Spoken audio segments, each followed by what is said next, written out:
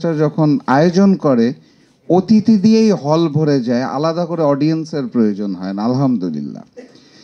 তো আমি রিপন ভাইকে ধন্যবাদ জানাই, কারণ তিনি দীর্ঘদিন ধরে দেশের জন্য, দেশের মানুষের জন্য আমাদের দেশনেত্রী বেগম খালেদা জিয়া যেই স্লোগানটি দিয়েছিল, দেশ বাঁচাও মানুষ বাঁচাও, সেই স্লোগানটিকে অন্তরে ধারণ করে উনি যেভাবে করে দায়িত্ব পালন করেছেন দেশের জন্য, মানুষের জন্য, এবং যুগপৎ আন্দোলনের সময় তার যে ভূমিকা ছিল, আমরা সব সময় রাজপথে তাকে দেখেছি।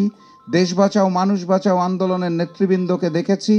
এই মঞ্চে আমার মনে হয় যারা বসে রয়েছেন প্রত্যেকেই যুগপৎ আন্দোলনের সময় যেই ভূমিকাটা আমরা কাঁধে কাঁধ মিলিয়ে রেখেছিলাম, আমি সেই সময়টাকে স্মরণ করে আমার বক্তব্যের শুরুতেই সবাইকে অনুরোধ জানাতে চাই, অগাস্ট মাসের 5 তারিখের আগের ঐক্য আর অগাস্ট মাসের 5 তারিখের পরের ঐক্যর মধ্যে তফাৎ দেখা যাচ্ছে। এই তফাৎটা দৃশ্যমান। আমরা যতই মিডিয়ার সামনে এসে বলে থাকি আমরা একসাথে আছি, কাঁধে কাঁধ মিলিয়ে আছি, কিন্তু বাস্তবতা হচ্ছে অগাস্ট মাসের 5 তারিখের পরে আমাদের সেই ঐক্যটা আর দেখা যাচ্ছে না। সেখানে ফাটল ধরেছে। সেই ফাটলের সুযোগটা পাচ্ছে ফ্যাসিস্ট শেখ হাসিনা এবং আওয়ামী লীগ, অন্য কেউ নয়। আজকে 101তম দিন ফ্যাসিস্ট শেখ হাসিনা পবিত্র বাংলার ভূমি ছেড়ে চলে যাওয়ার 101তম দিন। ভারতের সংবিধান অনুযায়ী এই জাতীয় আশ্রয়প্রাপ্ত মানুষকে কূটনৈতিক পাসপোর্টের আওতায় তারা 45 দিন রাখতে পারে। আজকে 101তম দিন ভারত ফ্যাসিস্ট শেখ হাসিনাকে আশ্রয় দিয়ে রেখেছে। শেখ হাসিনা ভারতে বসে ফোনালাপ করছেন, ওনার পিতা শেখ মুজিবকে ত্যাগ করে ডোনাল্ড ট্রাম্পকে পিতা বানানোর নির্দেশনা দিচ্ছেন। ডোনাল্ড ট্রাম্পের ছবি নিয়ে আন্দোলন সংগ্রাম করতে চাচ্ছে আওয়ামী লীগ, আর আমরা সেটা প্রতিরোধ করার জন্য রাজপথে নামছি। এটা হওয়ার কথা ছিল না। এটা হওয়ার কথা ছিল না যে গতকাল রাতে রাজপথে এই বৈষম্য বিরোধী আন্দোলনের আহতরা পা হারিয়ে, হাত হারিয়ে, চোখ হারিয়ে রাজপথে নেমে সুচিকিৎসার দাবি জানাবে। এটা হওয়ার কথা ছিল না। এটা হওয়ার কথা ছিল না। এই আন্দোলনে যারা শহীদ ছিল তারা এখনো অপেক্ষায় থাকবে যে কবে অন্তর্বর্তীকালীন সরকার তাদের পাশে দাঁড়াবে, অর্থ সহায়তা দিবে, তাদের পরিবারের জন্য কিছু ব্যবস্থা করবে। এটা হওয়ার কথা ছিল না।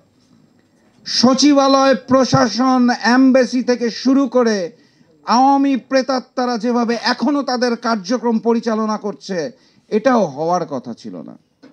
আমরা প্রফেসর মোহাম্মদ ইউনূসের নেতৃত্বে অন্তর্বর্তীকালীন সরকারকে বাংলাদেশের প্রত্যেকটা গণতান্ত্রিক দল সমর্থন দিয়েছিলাম, এখনো সমর্থন দিচ্ছি। আমরা বারবার বলছি আপনারা ব্যর্থ হওয়া যাবে না, আপনারা ব্যর্থ হলে বাংলাদেশ ব্যর্থ হবে। কিন্তু এর মানে এই নয় যে আপনারা আওয়ামী প্রেতাত্মাদের প্রশাসনের বিভিন্ন স্তর থেকে সরাতে দিনের পর দিন কালক্ষেপণ করবেন এবং ব্যর্থ হবেন।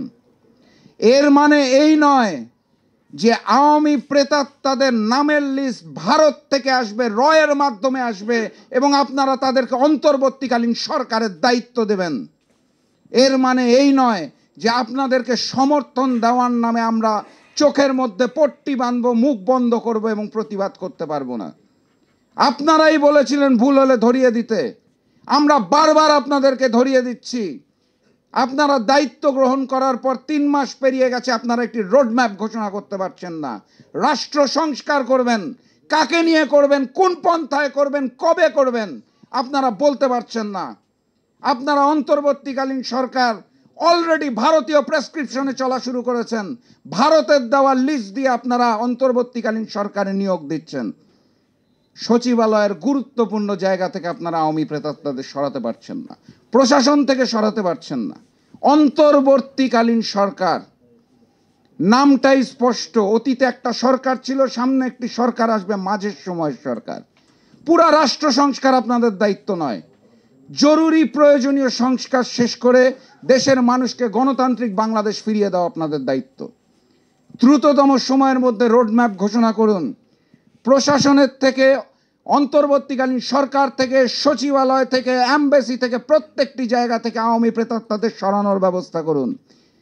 যদি মনে করে থাকেন বিএনপি, জামাত, জাকপা, গণ অধিকার পরিষদ এবং অন্যান্য সকল রাজনৈতিক দল, সকল রাজনৈতিক জোট আপনাদের সমর্থন দিয়েছে দেখে দিনের পর দিন, মাসের পর মাস আপনারা কালক্ষেপণ করবেন, আওয়ামী লীগকে পুনর্বাসনের ব্যবস্থা করবেন, ভারত এবং রয়ের গোলাম হয়ে যাওয়ার চেষ্টা করবেন, বাংলাদেশকে আবারও ভারতের করদ রাজ্য বানানোর চেষ্টা করবেন এবং আমরা চুপ করে বসে থাকব, তাহলে স্পষ্ট ভাষায় বলে দিতে চাই, কথাবার্তা পরিষ্কার, রোডম্যাপ ঘোষণা করে নির্বাচনের ব্যবস্থা করুন, নতুবা শেখ হাসিনার মতো আপনাদের বিরুদ্ধেও তৌহিদি জনতার রাজপথে নামতে বাধ্য হতে হবে।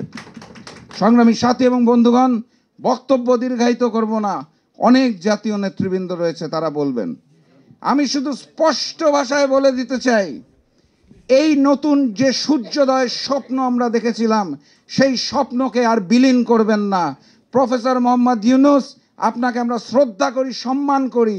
আওয়ামী প্রেতাত্মাদের আপনার চারপাশে রেখে আপনি যেই স্বপ্ন দেখছেন, বাংলার হাজারো শহীদ যেই স্বপ্নের কারণে রক্ত দিয়েছে, সেই স্বপ্ন পূরণ হবে না। অতএব এখনো সময় আছে, নিজের ভুলগুলোকে উপলব্ধি করুন, ভারতীয় প্রেসক্রিপশনকে বাদ দিন, সাচ্চা জাতীয়তাবাদ এবং ইসলামী মূল্যবোধে বিশ্বাসী হয়ে বাংলাদেশকে সামনের দিকে এগিয়ে নিয়ে যাওয়ার চেষ্টা করুন। আপনার সাথে আমরা ছিলাম, থাকব, কিন্তু যদি অন্যথায় হয়, আন্দোলন চলছে, ভোটাধিকারের আগ পর্যন্ত আন্দোলন চলবে ইনশাআল্লাহ। সেই দিনের স্বপ্ন রেখে আজকের মতো বিদায় নিচ্ছি। বিজয়ের পথে যাত্রা।